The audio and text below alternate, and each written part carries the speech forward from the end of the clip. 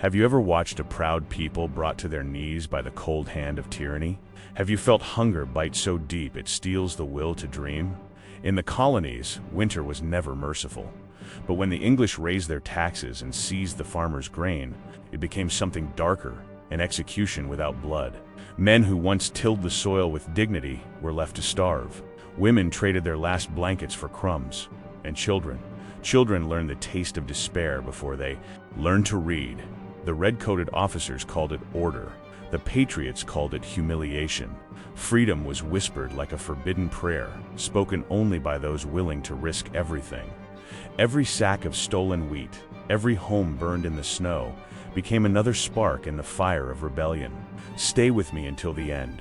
What you are about to hear may shake your heart. Because in the heart of that frozen land, one small boy would prove that courage can survive even when hope is dying. Welcome, my fellow patriots. From which city are you watching today? Check if you're already subscribed. Give this video a like. And now, let's begin our story. Snow drifted in heavy silence as the redcoats entered the valley. Their horses crushed the frozen mud with a sound that echoed like bones breaking under boots.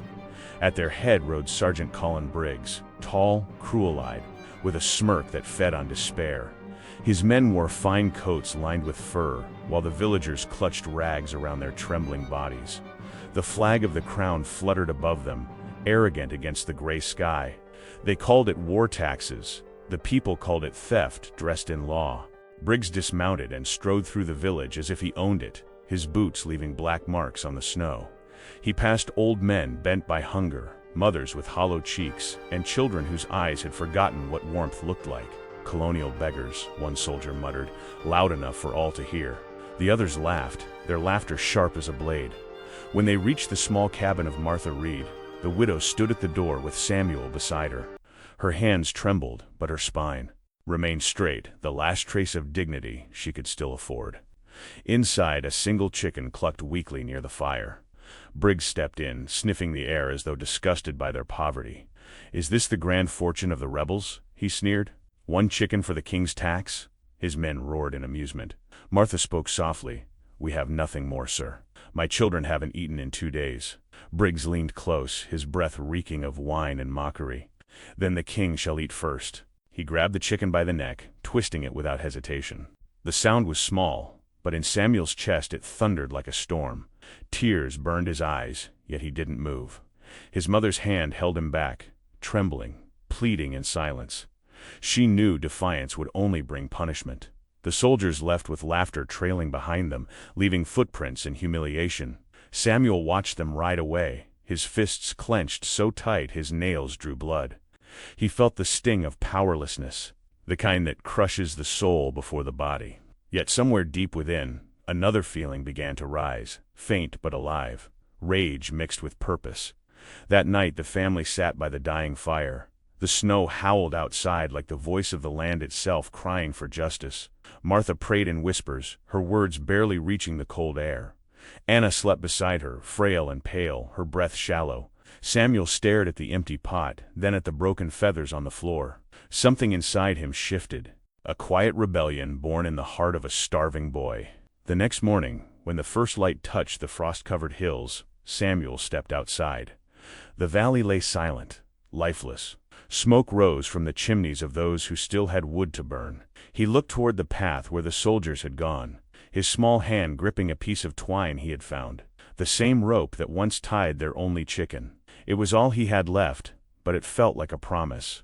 He would not forget their laughter. He would not forget his mother's silent tears. Somewhere, beyond those mountains, men were gathering, farmers, blacksmiths, and hunters who refused to kneel any longer. The dream of liberty burned low, but it had not died. It waited for hearts like his. As the wind cut through his thin coat, Samuel whispered to himself, "They took our food, but they will never take our will." And in that moment, the first spark of his journey was lit, one that would lead him toward revelations, sacrifice, and a truth hidden even from his own heart. The snow kept falling, covering the traces of shame left behind by the redcoats. But under that white silence, something was awakening, the beginning of a transformation that no empire could crush. Samuel's small hands clung to the trembling bird as if it were the last piece of life left in their frozen home. Its feathers brushed against his chest, warm, fragile, alive. Then Sergeant Briggs' shadow fell over him like a curse. The man's gloved hand reached forward and tore the chicken away. "Even rebel rats shouldn't eat better than His Majesty's men," he spat, his voice thick with contempt. The soldiers around him roared with laughter, not the laughter of joy, but of cruelty, the kind that feeds on weakness. Samuel's eyes filled with tears he refused to let fall. "That's ours," he whispered, his voice barely holding. The words were small, but they carried something dangerous: defiance. One of the soldiers, broad and pale, smirked and shoved him hard. Samuel fell into the mud, face first, the cold earth swallowing his cry. Laughter exploded again. It echoed across the valley, mocking not just a boy but an entire people forced to bow before men who believed themselves gods. Martha ran forward, her skirts dragging in the slush. "Please," she begged, her voice cracking. "He's only a child." But Briggs only smiled, that slow, poisonous smile that men wear when they know no law restrains them.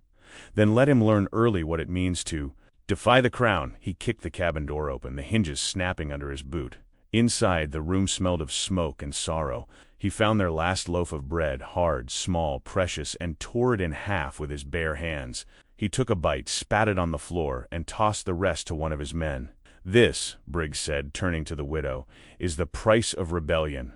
He stepped close, close enough that she could see the madness behind his eyes. "Pray to your false liberty, woman. It will not feed you."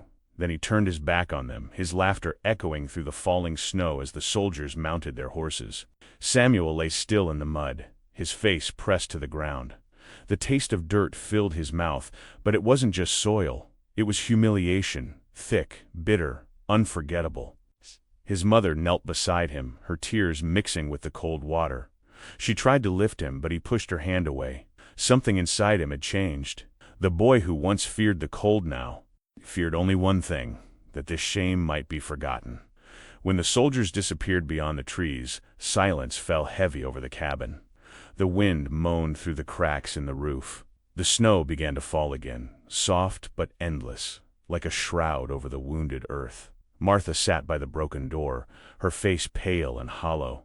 Samuel stood behind her, fists clenched, watching the road.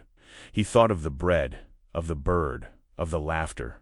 But more than that, he thought of the insult, not just to his family, but to their very existence. They were treated as vermin beneath the boots of men who called themselves civilized. That day, Samuel's heart stopped being a child's heart. It became something harder, the heart of a patriot in the making. That night, as the fire died to embers, Samuel couldn't sleep. His mother whispered prayers, his sister coughed weakly in her blanket.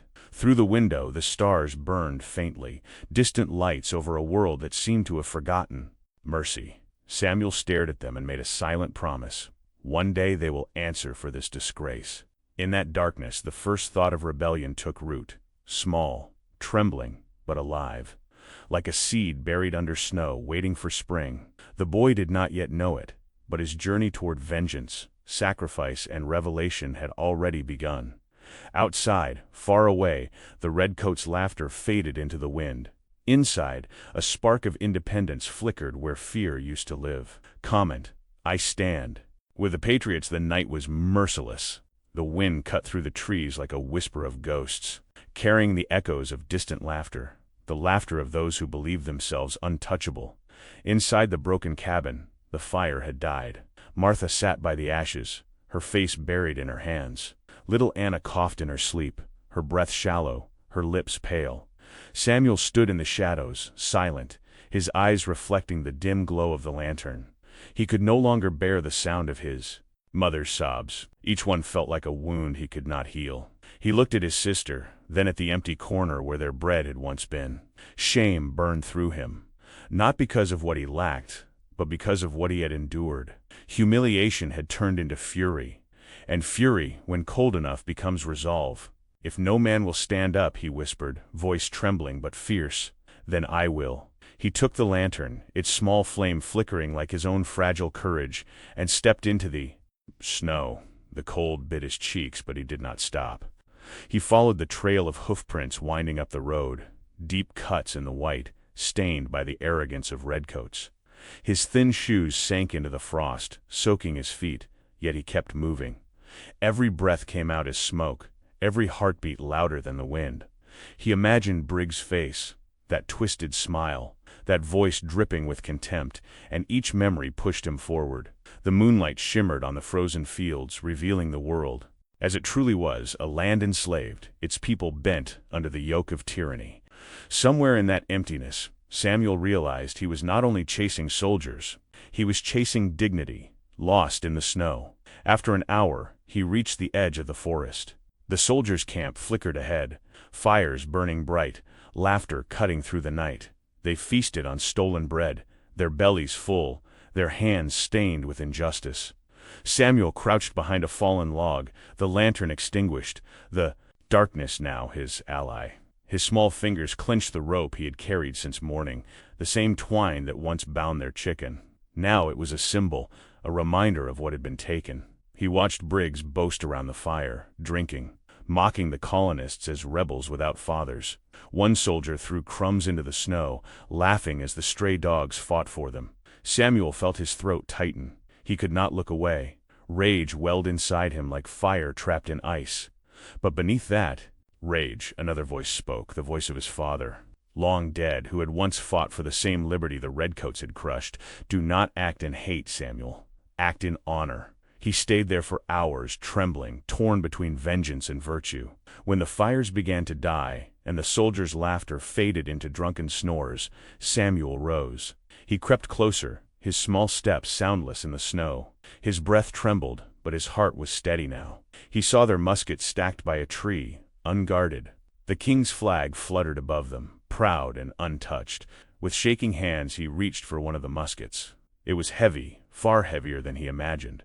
His fingers brushed the cold metal, and a strange calm filled him.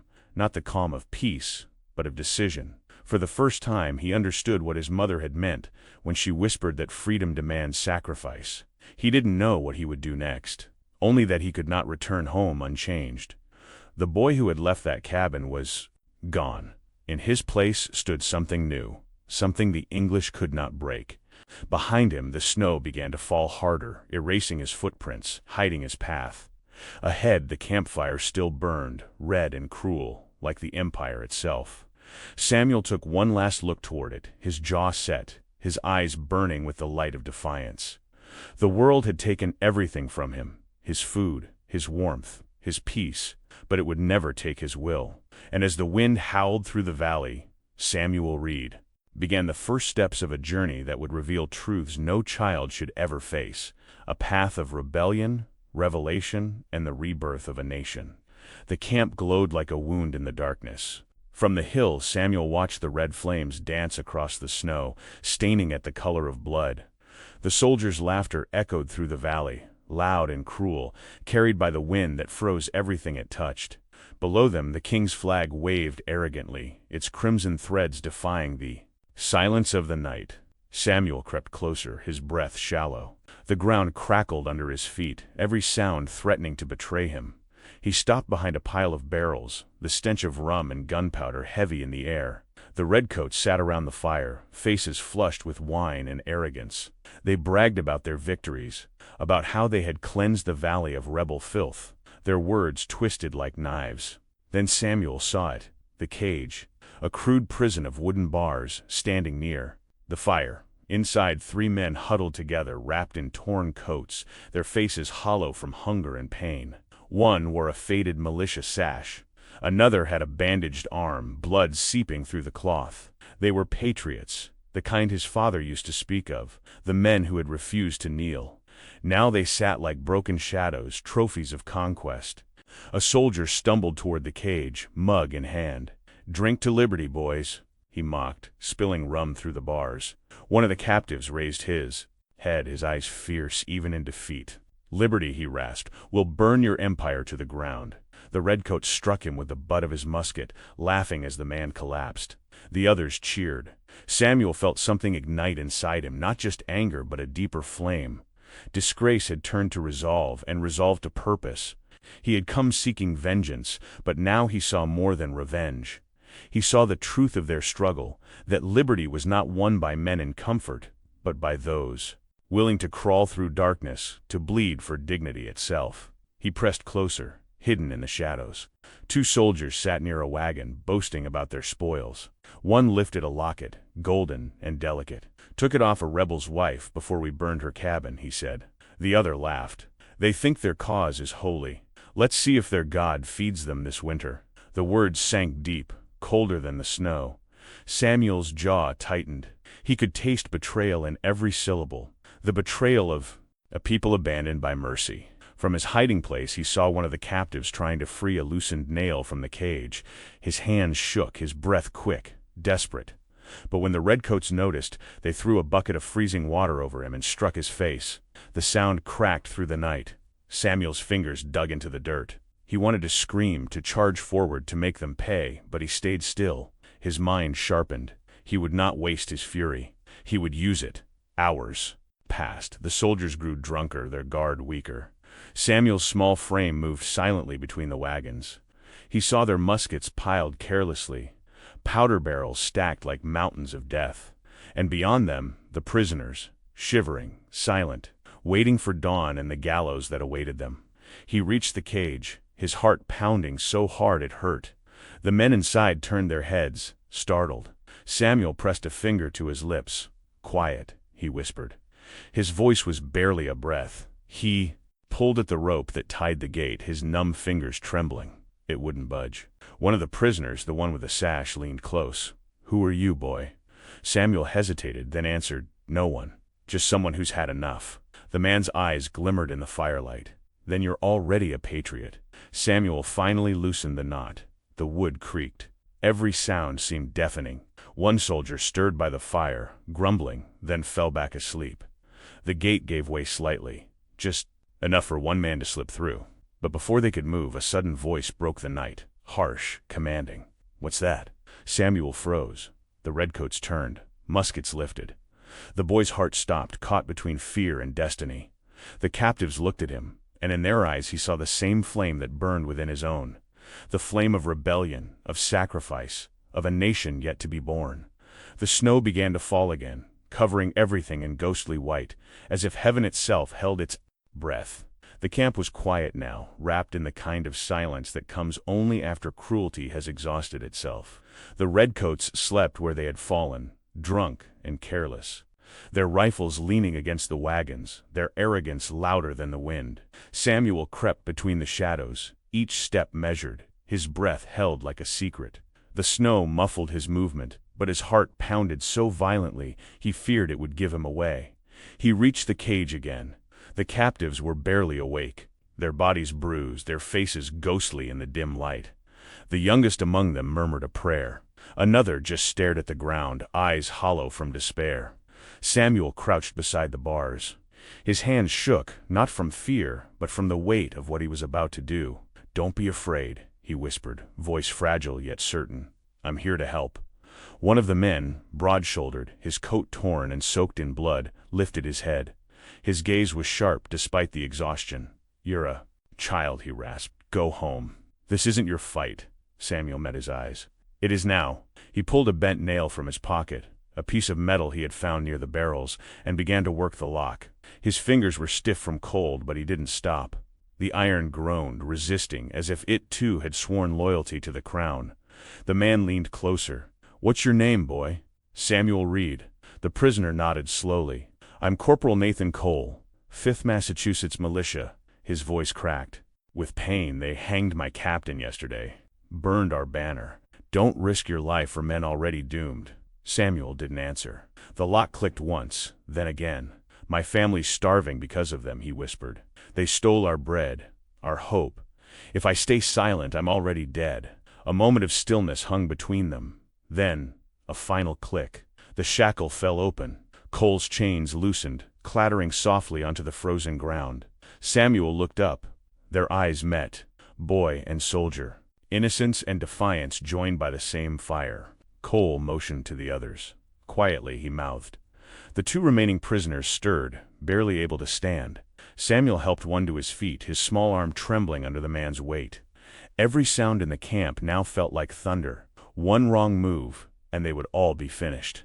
Suddenly, a horse neighed in the dark. Samuel froze. A guard shifted by the fire, muttering, then turned in his sleep. The boy waited, every muscle locked. Only when the guard settled again did he move. They slipped from the cage, crawling low behind the barrels. The men could barely walk. Cole whispered, "The road to the river, half a mile east. There's an old ferry post. If we reach it, we can hide till dawn." Samuel nodded. His breath fogged the air as he guided them through the maze of shadows. Behind them, a bottle shattered, the sharp crack of glass. A soldier stirred, mumbling. Another sat up, blinking at the movement in the dark. "Who goes there?" he barked. Silence answered, then another shout. A musket clattered. Samuel's chest tightened. The Redcoats were waking. He turned to Cole. "Run!"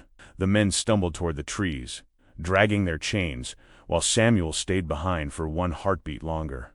He grabbed a burning stick from the campfire and threw it onto the nearest wagon of powder. Flames leapt instantly, climbing up the tarred wood. Within seconds, fire roared through the camp. The explosion split the night open. Red light flooded the sky, devouring the flag of the crown. Chaos erupted, soldiers shouting, horses screaming, smoke rising like a warning to heaven itself. Samuel ran through the snow, lungs burning, feet numb. Behind him, the Empire's arrogance burned bright. Ahead, the Patriots fled into the forest, their chains broken, their spirits ignited. He didn't feel like a child anymore. He felt like a spark, a single spark that could set a nation aflame. The cold no longer bit him. The darkness no longer frightened him. He had chosen his path, the path of rebellion, of sacrifice, of transformation. And though death could be waiting beyond the trees, he knew now that liberty was worth every risk. The sound of muskets faded behind him, swallowed by the wind. Only the fire remained, burning against the night like a promise. The stillness shattered like glass. A single musket cracked through the night, echoing across the frozen valley. Then came the screams, sharp, panicked, disoriented. The red glow of fire danced across the tents as Samuel crouched behind a wagon, clutching the musket he'd taken from the rack. The Patriots, ragged, bloodied, half-starved, moved like ghosts in the smoke. The chains that had bound them only hours ago now swung loose from their wrists, striking against the cold metal of stolen weapons. Corporal Nathan Cole was the first to strike. He drove his bayonet through the chest of a drunken redcoat who stumbled from the shadows, the man's cry swallowed by the roar of the flames. Another soldier lunged, but Cole met him with fury born of captivity. The snow beneath them turned black with blood. Samuel's hands trembled as he aimed his musket. He saw the flash of a red uniform through the smoke and pulled the trigger. The recoil nearly threw him backward. When the smoke cleared, the soldier lay motionless. His heart raced, not from triumph, but from revelation. He had taken a life, and yet it felt not like murder, but justice. All around him, chaos reigned. The camp that had once symbolized royal power now burned with the fire of rebellion. The Redcoats, drunk and half awake, stumbled to arm themselves, but confusion spread faster than command. Some thought they were under attack from a full regiment. Others fled blindly into the night. Cole shouted orders with the authority of a man reborn. "Cut the powder lines! Take their rifles and flee to the trees!" His voice carried strength even in exhaustion, the kind that gives men courage when none should remain. Samuel dashed toward the officer's tent. The entrance flap had been torn away by the explosion. Inside, he found the table piled with maps, coins, and sealed letters. A lantern flickered beside a chest bearing the mark of the crown. He grabbed it, opening it with shaking hands. Inside lay a set of keys, a compass, and a sealed document stamped with the king's insignia. The wax was crimson, the color of betrayal. He stuffed it into his coat, not knowing why, only that it felt important. Somewhere in those words, perhaps, was a hidden truth worth dying for. Outside, the battle was brief and brutal. The Patriots fought not as soldiers, but as men with nothing left to lose. Their blades were clumsy, their aim uncertain, but their rage was pure. One by one, the Redcoats fell, some by musket, some by fire, some by the very men they had mocked as colonial rats. The snow hissed as it met the blood. When the smoke began to clear, Only a handful of soldiers still moved, fleeing into the trees, leaving behind their weapons, their banners, their pride. Cole staggered toward Samuel, panting, his face streaked with soot. "You saved us, boy," he said. "But they'll come back. Reinforcements from the fort will ride before dawn." Samuel looked toward the distant horizon where the sky was just beginning to pale. "Then we must disappear before the sun remembers us." The survivors gathered what they could: muskets, powder, a few horses. Their eyes, hollow from hunger and grief, now glimmered with something new: purpose. From slaves, they had become soldiers. From victims, they had become symbols. Cole looked back at the burning camp. "They'll tell this story as treason," he said bitterly. "But one day, they'll call it the first breath of independence." Samuel stood beside him, silent, his face lit by the flames. The boy who had once knelt in the mud was gone. In his place stood a soul awakened by fire and loss. His innocence burned away like frost before dawn. The wind shifted, carrying the scent of smoke and freedom through the valley. Behind them, the red banner of the king crumbled to ash. Ahead lay the endless wilderness, a path of struggle, sacrifice, and revelation yet to come. Samuel gripped the musket tighter.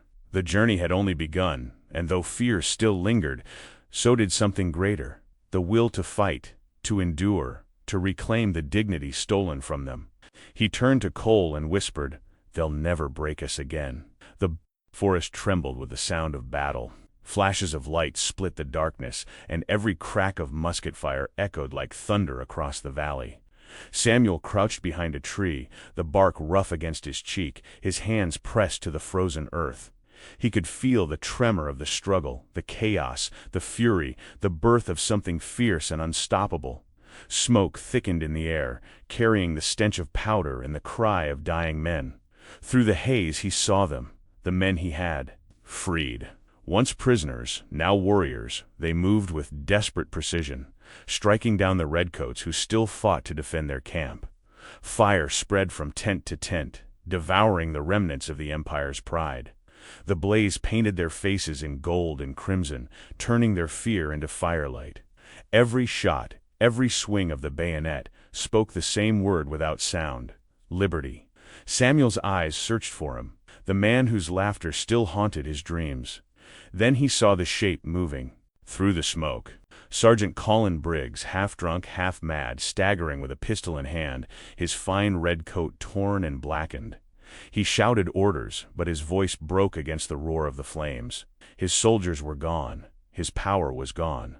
The man who once strutted through villages, as if born a god, now looked small beneath the burning sky.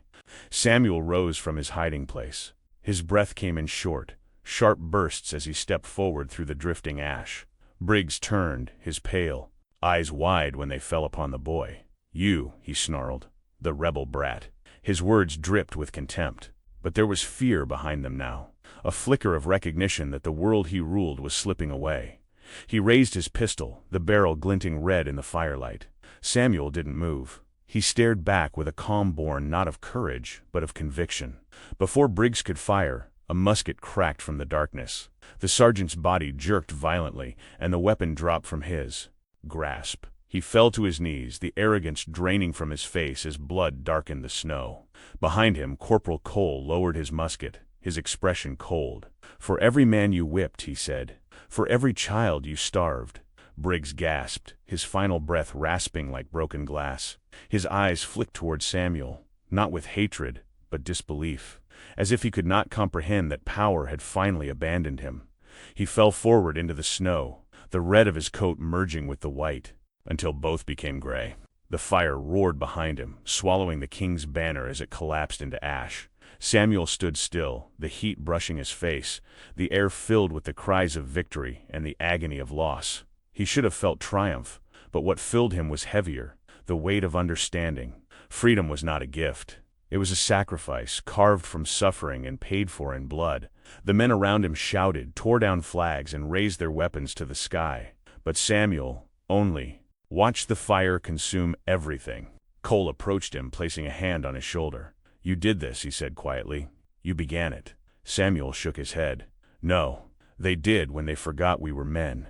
His eyes glimmered in the glow, reflecting both sorrow and resolve. "This is not the end. It's only the beginning." The wind shifted, carrying embers high into the night. They rose like sparks of faith, carried toward the mountains, toward every farm and cabin where men still bowed under the weight of humiliation.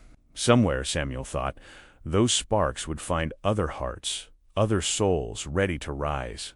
The rebellion was no longer a whisper, it was fire.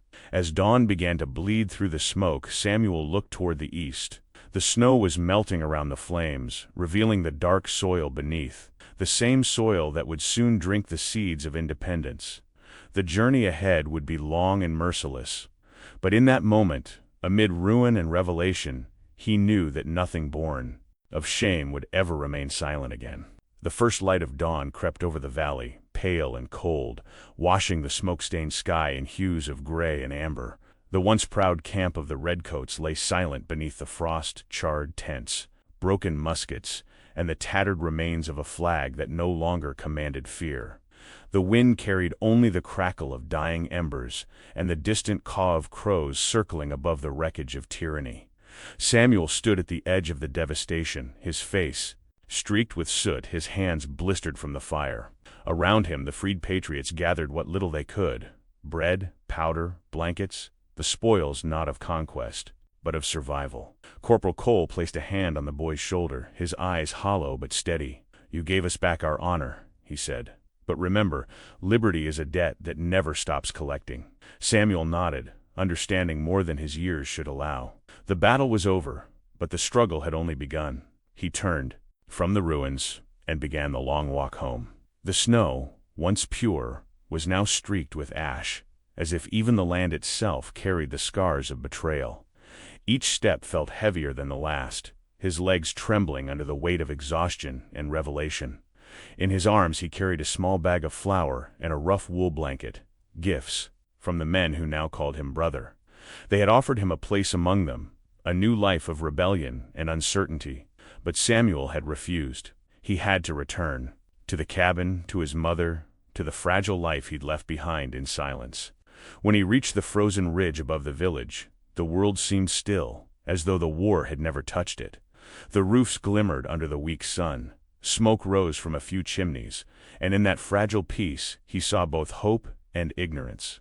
The people below didn't yet know that the first sparks of independence had been lit in the night. They still lived under the illusion that obedience was safety. Samuel had seen the cost of that illusion. He approached the cabin slowly. The door hung half open, swaying in the wind. Inside, Martha sat by the hearth, her face pale, her eyes swollen from sleepless hours of waiting. When she saw him, her breath caught. "Samuel," she gasped, covering her mouth, tears flooding her eyes. She rose and clutched him to her chest, as if to make sure he was real. His coat smelled of smoke and iron. His hair was stiff with frost. "My God," she whispered, "what did you do?" Samuel looked at her, and for the first time he seemed older than his years. His voice was quiet, steady, stripped of innocence. "What I had to." She stared at him, her tears silent now, her hands trembling. Behind her, little Anna slept wrapped in old cloth, her fragile body rising and falling with each shallow breath. Samuel stepped forward, placing the flour on the table. "There's food now," he said softly, "and warmth." Martha pressed her hand against her heart. "What happened out there?" Samuel hesitated. He could have told her everything: the fire, the prison, the fall of Sergeant Briggs, the cries of dying men. But he didn't. Some truths, he realized, were too heavy to speak. "They won't hurt anyone again," he said instead. She looked at him then, truly looked, and saw that something inside her son had changed. The softness of boyhood was gone, replaced by the quiet strength of someone who had seen death and still chosen dignity. She wept again, but now her tears were not only of fear, they were of understanding. As the sun climbed higher, the frost began to melt from the fields. The sound of dripping water filled the air, gentle, steady, like the slow return of life. Samuel stepped outside, his gaze fixed on the distant hills where the fire smoke still lingered. The sky above them was wide and merciless, but in it he saw promise. He knew the fight for liberty would not end with him. It would spread, carried by voices braver than his own, by farmers, soldiers, and widows who refused to kneel again. The rebellion was no longer an idea. It was a living flame born from hunger, grief, and sacrifice. Samuel gripped the musket he had kept hidden beneath his coat. The wood was scarred, the barrel darkened by smoke. He looked toward the east, where the sun touched the horizon, and whispered, "It's only beginning." The wind rose again, cold and pure, sweeping across the valley as if cleansing it of shame. The Empire's shadow had not vanished, but its hold had cracked, and through that crack light was breaking. Days passed, but the air still carried the scent of smoke. The valley seemed quieter now, though it was not the peace of safety, it was the hush that follows revelation. The snow had begun to melt, revealing the charred earth beneath, and with it spread whispers that refused to die. No one knew the boy's name. Some said he was a ghost of the mountains. Others claimed he was the spirit of a fallen soldier returned to awaken the living. But among the villages, one name endured, the little spark of rebellion. It began as rumor spoken in secret by farmers who still trembled when red uniforms passed by. Then it reached the taverns, the markets, and the churches, growing with each retelling.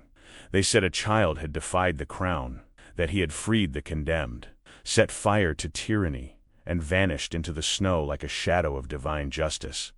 The English scoffed at the story, calling it superstition, but even their laughter carried unease. Fear had entered their hearts, the kind born not of armies but of ideas. Samuel heard the stories too. He said nothing. Each night he sat by the small window of the cabin, staring into the pale light of the moon. On the table beside his bed lay a single feather, soft, white, taken from the old hen whose death had begun his journey. He kept it close, not as a trophy, but as a reminder of dignity lost and reclaimed. It was a symbol of everything the Empire had tried to crush, small, fragile but unyielding. Martha noticed the change in her son.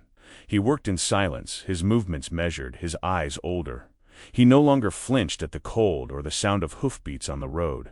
Sometimes she caught him looking toward the hills where smoke once rose, his jaw tight as if listening to something only he could hear. She feared what he had seen, but she feared even more what he had become, not because it was wrong, but because she knew he would never again belong to the world of children. One evening a knock came at the door. It was Corporal Cole, his coat torn, his face gaunt but alive. Behind him stood two men dressed in the rough garb of the militias. Their eyes burned with purpose. Cole removed his hat and spoke softly. "The rebellion grows, Mrs. Reed. The colonies are stirring. We'll need every hand, every heart that still believes in liberty." His gaze shifted to Samuel, especially the brave ones. Martha's lips trembled. "He's only a boy," she whispered. Cole nodded. "So were we, once." That night, after they had gone, the silence inside the cabin was heavy. Samuel sat by the fire, the feather resting in his palm. The flames reflected in his eyes like memory itself. He thought of the men in chains, of Briggs falling to the earth, of the red banner crumbling to ash.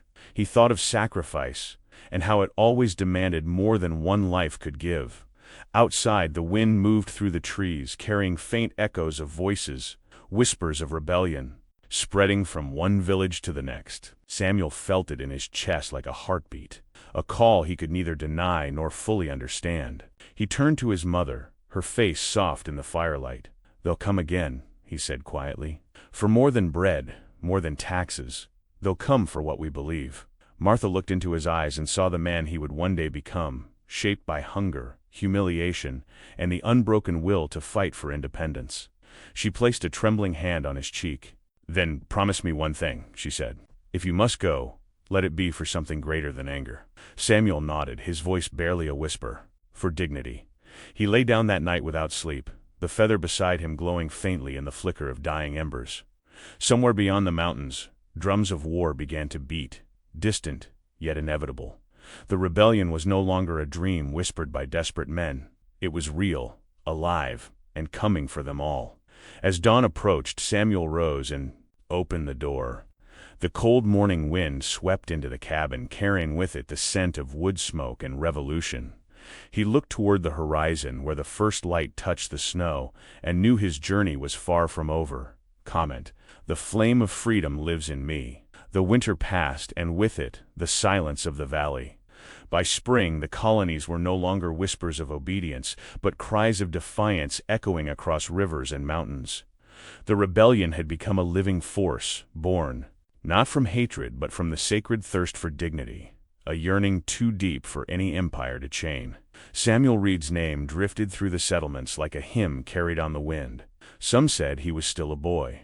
Others believed he had become something more, a spirit of endurance, a spark that refused to die. He never sought glory. His hands returned to the soil, his life to simplicity, yet every dawn when the frost gleamed on the hills, he felt the pulse of that night in his veins. The moment he rose from humiliation and claimed the courage of a free man. The war for independence would rage on, consuming fathers, sons, and dreams alike. But Samuel understood now that liberty was not a victory to be won. It was a torch that must be carried through darkness, again and again, by those willing to bleed for it. Years later, travelers would pass through the valley and find his cabin standing, weathered but proud. Inside, on a wooden shelf above a cold hearth, they would see a single, white feather resting beside a rusted musket. No inscription, no flag, just the quiet memory of sacrifice. For those who understood, it said everything, that honor had once been defended here, not by kings or generals, but by ordinary souls who refused to bow. History forgets the names of many who fought beneath tattered banners, but it remembers the spirit that drove them, the same that burns still in every heart that values liberty over life itself. That is the legacy of Samuel Reed, a child of hunger, a witness to betrayal, and the silent founder of a nation's hope. His story does not end in victory, nor in death, but in the eternal rising of that flame, the one that glows wherever courage defies oppression. If this story reached your heart, it is because that same flame burns quietly within you too. Let it remind you that the fight for justice and freedom never truly ends, it only changes hands. If you felt the fire of the Patriots tonight, let it live on. Leave your mark with these words: "The flame of freedom burns in me." And if you wish to keep walking beside these souls of courage and sacrifice, stay close. Here is another story of defiance, another tale where honor stands against tyranny. Click and continue this journey with me.